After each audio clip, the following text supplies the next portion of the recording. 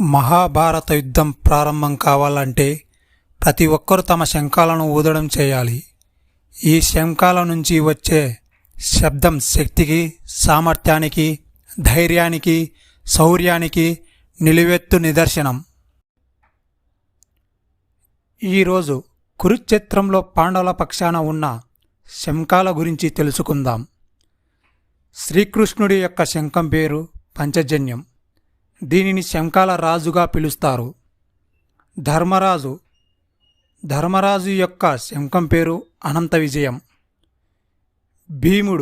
భీముడి యొక్క శంఖం పేరు పౌండ్రం.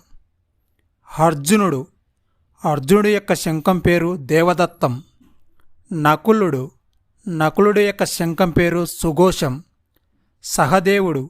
సహదేవుడి యొక్క శంఖం పేరు మణిపుష్పకం.